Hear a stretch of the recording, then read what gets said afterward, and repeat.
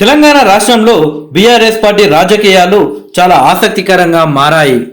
10 ఏళ్లు తిరుగులేని శక్తిగా ఉన్న బీఆర్ఎస్ పార్టీ అసెంబ్లీ ఎన్నికల్లో ఓడిపోవడంతో ఇప్పుడు 3వ స్థానానికే పరిమితమైందని చెప్పవచ్చు.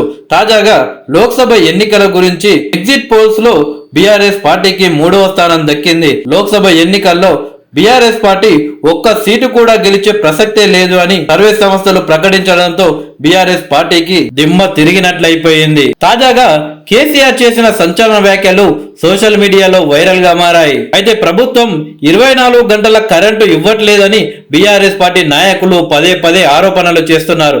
అయితే దీనిపై స్పందించిన రేవంత్ రెడ్డి గారు ప్రభుత్వ ఉద్యోగాల్లో కొందరు బీఆర్ఎస్ పార్టీకి అభిమానులు ఉండొచ్చు, అలాంటి వారిని పట్టుకొని కింది స్థాయిలో లైన్మెన్లను పట్టుకొని హరీష్ రావు ఇలాంటి చిల్లర వేషాలు వేస్తున్నాడు అని సీఎం రేవంత్ రెడ్డి గారు చెప్పారు.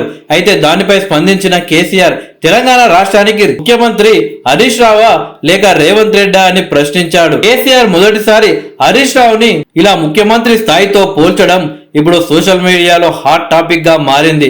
అయితే గత కొన్ని రోజుల నుండి ఇక కేసీఆర్ గారు రాష్ట్ర రాజకీయాలకు గుడ్ బై చెబుతారని వార్తలు వచ్చాయి.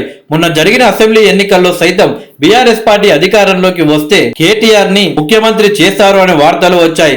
కానీ బీఆర్ఎస్ పార్టీ ఓడిపోవడం, అలాగే కామారెడ్డిలో కేసీఆర్ ని గెలిపించాల్సిన బాధ్యతలు కేటీఆర్ కి అప్పచెప్పడం, కేటీఆర్ ఫెయిల్ కావడం, ఇలా బీఆర్ఎస్ పార్టీకి ఎదురు దెబ్బలు తగిలాయి.